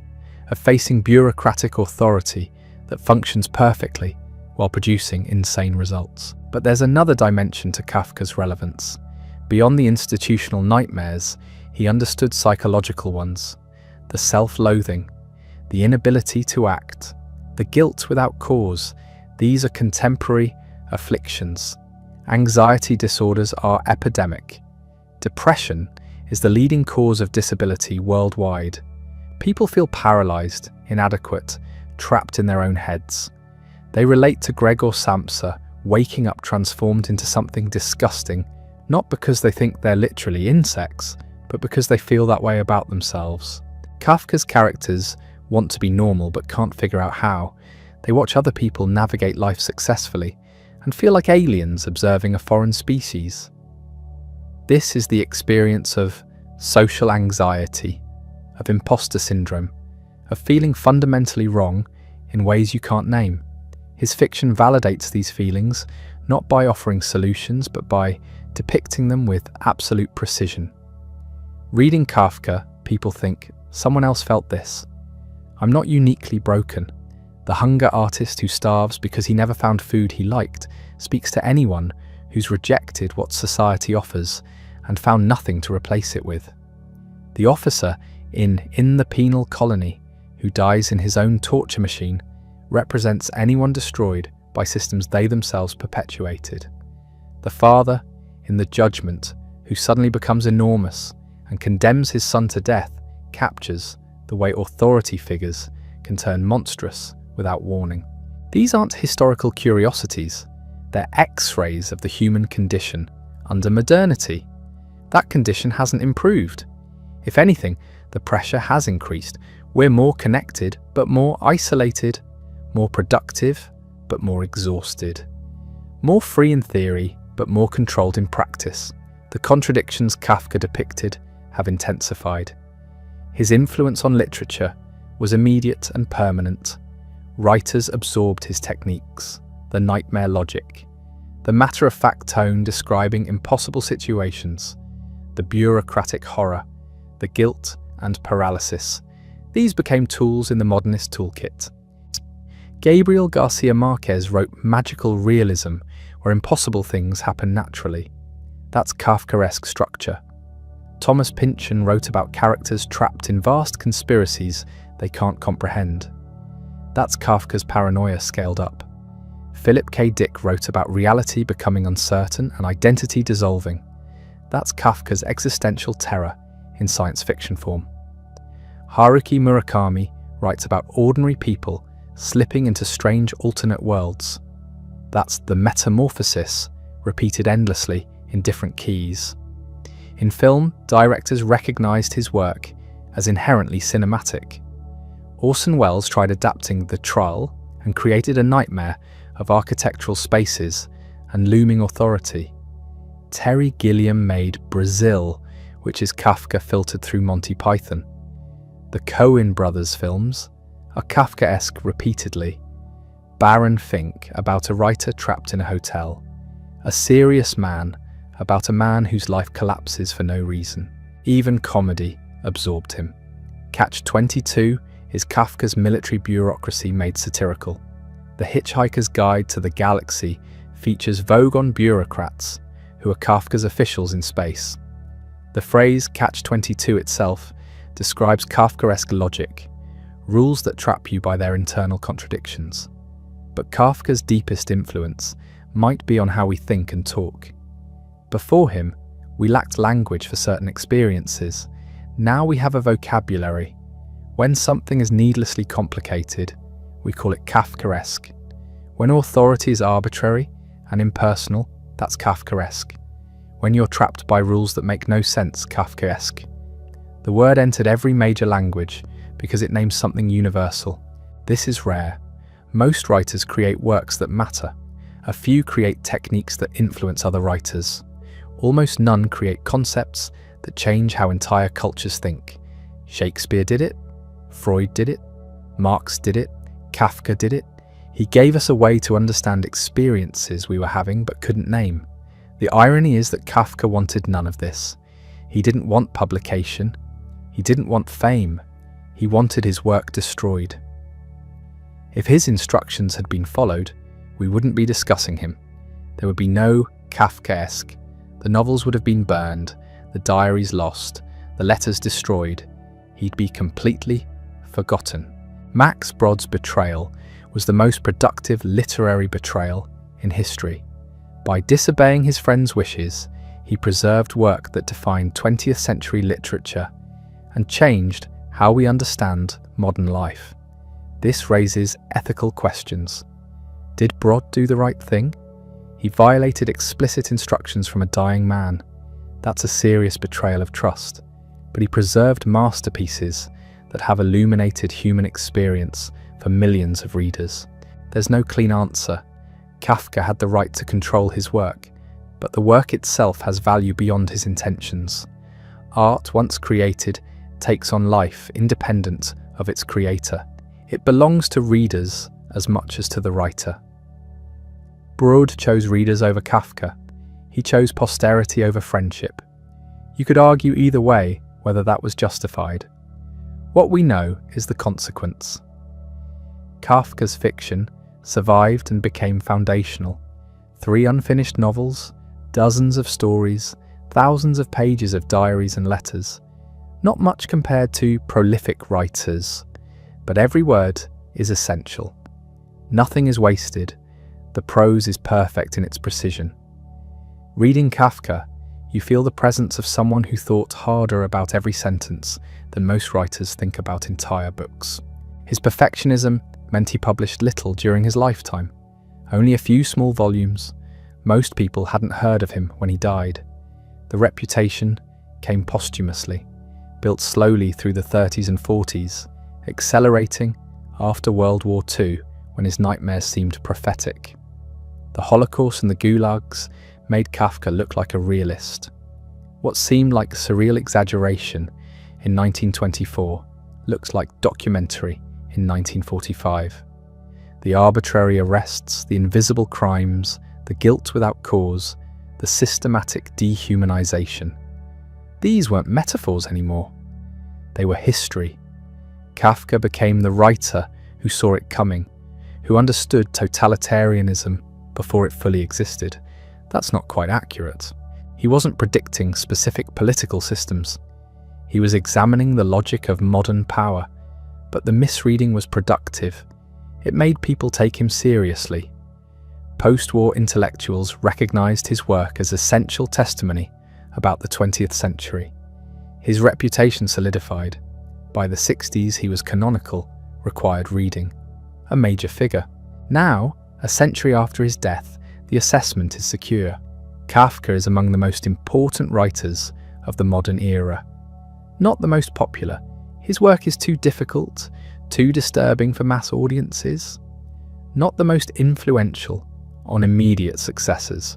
Joyce and Proust had bigger impacts on the next generation. But the most prophetic about where modernity was heading. The one who understood earliest, and most clearly, what it feels like to be human in administered society. His style has been imitated endlessly, but never successfully duplicated. You can write Kafkaesque fiction, but you can't write like Kafka. The precision is too exact, the tone too distinctive. Imitations feel like parody. The original remains inimitable. What makes him permanently relevant is that the conditions producing his nightmares haven't disappeared. They've intensified. Bureaucracy is larger. Technology enables new forms of control. Alienation is deeper. The feeling of powerlessness more widespread. Every decade makes Kafka more rather than less contemporary. Students reading The Metamorphosis in classrooms today don't need footnotes explaining the historical context. The story is immediately comprehensible. Waking up transformed into something disgusting and being rejected by your family that resonates across time and culture. So does being arrested for unknown crimes or trying to reach an authority that remains forever inaccessible. These are permanent features of human experience under certain conditions. The conditions Kafka described are still here. Therefore, Kafka remains essential. His work functions as both warning and diagnosis. It shows what happens when systems become more important than people, when rules matter more than justice, when process replaces purpose. There's no solution in the stories, no way out, no redemption. That's part of their honesty. Kafka didn't believe in happy endings or moral lessons. He believed in depicting reality as accurately as possible. His reality was nightmarish, so his fiction is nightmarish. But the nightmare is so precisely rendered that it becomes beautiful. The prose is elegant even when describing horror. The logic is perfect even when depicting absurdity. Reading Kafka is uncomfortable. It should be. He's not trying to entertain. He's trying to show you something true about existence that you prefer not to see. Most people look away.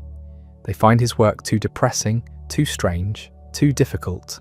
But those who stay with it discover something valuable. Not comfort, but recognition. Not answers, but better questions. His characters never escape. Gregor dies as an insect. Joseph K is executed. K never reaches the castle. The hunger artist starves. The officer dies in his machine. This is Kafka's vision. We're trapped in situations we didn't choose and can't escape. Struggling only makes it worse. Understanding changes nothing. The nightmare continues regardless. Yet somehow, the fiction isn't nihilistic. It's humanistic in a dark way. By depicting the nightmare so precisely, Kafka validates our experience of it. He's saying, "You're not crazy. The world really is like this. Your feelings of helplessness and absurdity are appropriate responses to an actually helpless and absurd situation." That's a strange kind of comfort, but it's real. A century after his death, we're still trying to understand Kafka, still finding new meanings in the work, still arguing about interpretations. The fiction remains inexhaustible because it's not encoding specific messages, it's creating situations that resonate differently for each reader and each era. As long as people feel trapped, guilty, inadequate, or controlled by incomprehensible systems, Kafka's work will speak to them, which means it will matter as long as modernity continues. The man who wanted his work destroyed created something indestructible. The obscure insurance clerk became immortal. The writer who felt like a failure produced masterpieces. That's the final Kafkaesque irony. He succeeded by every measure he claimed not to care about, while failing at the only thing he said he wanted, to be forgotten. The Insurance Institute where Kafka worked still exists in Prague. You can visit the building. There's a small plaque now. Tourists take photos. The bureaucracy he described, the one that ground him down for 16 years, outlasted him by a century and counting. The files he processed, claims for workplace injuries, recommendations for safety improvements. These survived in archives. Researchers have studied them. His reports were clear, precise, humane. He was good at the job he hated. That's the split that defined him. Competent at what he despised, uncertain about what he loved. The day job funded the night work. The night work made the day job unbearable. Neither was optional. He needed both, and both were destroying him. His apartment on Golden Lane, the tiny house built into the castle wall where he wrote in isolation, is now a museum gift shop. You can buy Kafka mugs and t-shirts. The city that ignored him alive markets him dead. This would have disgusted him and also seemed perfectly logical. The absurdity is appropriate. The commodification is inevitable. Systems always win. But the work escaped. That's what matters. The novels and stories exist independent of the tourist industry, the academic conferences, the critical interpretations. You can still read them directly. The prose is still precise. The nightmares still function. New readers discover them and recognize their own lives. A teenager dealing with family dysfunction reads The Metamorphosis and thinks, that's exactly how it feels. An office worker trapped in meaningless procedures reads The Trial and thinks, I know that system. Someone struggling with depression reads A Hunger Artist and thinks, that's my relationship with existence. The work keeps finding its readers because the conditions it describes keep recurring.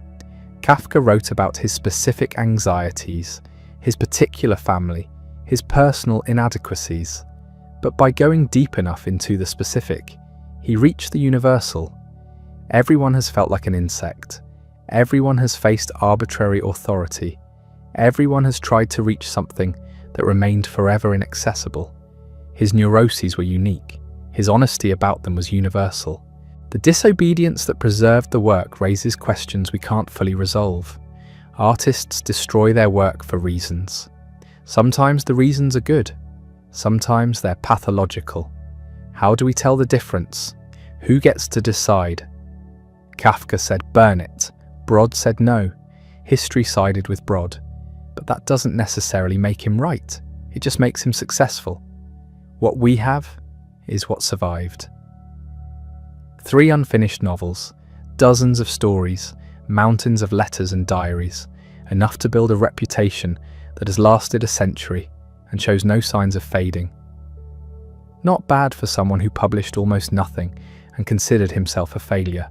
His father, Hermann, died in 1931, 7 years after Franz. He'd outlived his disappointing son. Whether he ever understood what Franz had accomplished, whether he read any of the posthumously published work, whether he felt pride or regret or simply indifference, nobody recorded. The dynamic between them was never resolved. Hermann remained the castle Franz could never reach. The 3 sisters died in the Holocaust. Ottla, Vali, Ellie, all 3 murdered in camps. Their brother had been dead 20 years by then, unable to imagine what was coming, but somehow having described its logic in advance. The bureaucratic machinery of genocide was the penal colony made real. The sisters disappeared into it like Joseph K. disappeared into the quarry. Dora Diamant survived, escaping to England, living until 1952. She never remarried. She spoke about Kafka occasionally, describing their year together in Berlin as happy despite the poverty and his dying. She kept some of his manuscripts, letters he'd written to her, fragments of unfinished stories. The Gestapo confiscated them in 1933 when they raided her apartment. Those pages are lost. We don't know what they contained. More nightmares, presumably. More precision. Max Brod lived until 1968, dying in Tel Aviv at 84. He spent 44 years promoting Kafka, longer than Kafka lived. Brod's own novels are forgotten. His plays aren't performed. His poetry isn't read. He survives only as Kafka's friend, the man who saved the work. That was enough. Some people's purpose is enabling someone else's genius. Brod fulfilled his purpose perfectly. The manuscripts Brod saved are scattered now across institutions, some in Oxford, some in Marbach, Germany. The Israeli National Library fought for years to acquire Brod's personal archive, claiming Kafka as Israeli cultural heritage, even though he never went there and died before the state existed. The legal battle lasted decades, archives and governments fighting over fragments. Kafka would have recognized the absurdity. Bureaucratic procedures determining the fate of papers written by someone who hated bureaucracy. You can see his handwriting in these archives. The letters are small, neat, obsessively regular. He revised constantly, crossing out words, rewriting sentences, never satisfied. The manuscripts are covered with corrections. This is what perfectionism looks like on the page. Every word questioned, every phrase tested, nothing accepted easily. That's why there are no bad Kafka stories. He threw out anything that didn't work. We only have what survived his own judgment, which was harsh. The published work represents a fraction of what he wrote. The rest was destroyed by him before he died, or would have been destroyed if Brod had obeyed. What remains is refined through constant doubt until only the essential survived. His grave in Prague's New Jewish Cemetery is simple. A white stone with his name and his parents' names. Visitors leave pebbles on it, the Jewish custom. The cemetery is peaceful. Trees shade the paths. Kafka is buried near his parents, the family reunited in death after decades of misunderstanding in life. Whether he'd want that proximity is unknowable. He had no choice in the matter. People visit the grave and take photos. They're paying respects to someone who shaped how they understand their own lives. That's what great writers do. They give you language for experiences you couldn't articulate. They show you patterns you couldn't see. They make you feel less alone in your confusion. Kafka made loneliness and inadequacy into literature. He transformed personal suffering into universal statement. He turned his neuroses into art that has mattered to millions. None of this made him happy. Success came after death. Recognition came too late to help. But the work exists. That's what survives. The question of what his life means is complicated by the fact that he considered it a failure. If we take him at his word, we're celebrating someone who died convinced he'd accomplished nothing. That should make us uncomfortable. Are we rescuing him from his own judgment or imposing our values on someone who rejected them? Maybe both. Maybe neither. Maybe Kafka's self-assessment was accurate by his standards and wrong by ours. He wanted to finish the novels. He didn't. He wanted to marry and live normally. He couldn't. By those measures, he failed. But he created work that has resonated for a century and defined an entire mode of modern consciousness. By those measures, he succeeded extraordinarily. The contradiction sits there, unresolved, Kafkaesque in its own right. Success and failure occupying the same space, both true simultaneously.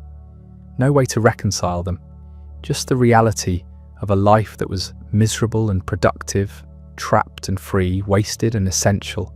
His writing desk is in a museum now. Small, wooden, nothing special. He sat there night after night, exhausted from the insurance work, stealing hours from sleep to write stories about people trapped in impossible situations. The desk was his burrow, his refuge, his prison. The place where he felt most himself and most inadequate, Where he created masterpieces, he considered failures. That desk is where modernity gained consciousness of its own nightmares, where bureaucratic horror was first articulated with perfect clarity, where alienation found its voice. A small wooden desk in Prague where an insurance clerk worked after hours, trying to capture something true, never quite satisfied, dying young, wanting it all destroyed. The fact that we're still reading him means something about the work's power. It also means something about our world. We keep reading Kafka because we keep living in situations he described. The alienation hasn't diminished. The bureaucracy hasn't improved. The systems have grown larger and more complex. We need his work more now than when he wrote it. That's his legacy, not the tourist industry or the academic interpretations or the adjective in every language. The actual work, the stories and novels that remain disturbing and precise and inexhaustibly meaningful. Words on pages that capture something permanent about being human under conditions of modernity that keep intensifying rather than resolving. You can read him now, a century later, and find your own life in his sentences. That's what matters. That's what survived. Not the man who was miserable and died young. Not his intentions, which included destroying everything, but the work itself, rescued by betrayal, speaking across time to anyone who has felt trapped, guilty, inadequate, or caught in systems they never designed and cannot escape. The insurance clerk from Prague who wanted to be forgotten became immortal. The writer who felt like a failure created something indestructible. His nightmares became our vocabulary. His precision became our standard. His unfinished novels became complete statements about incompleteness. Everything he wanted to destroy became what he's remembered for. That's the final irony, and it's perfectly Kafkaesque.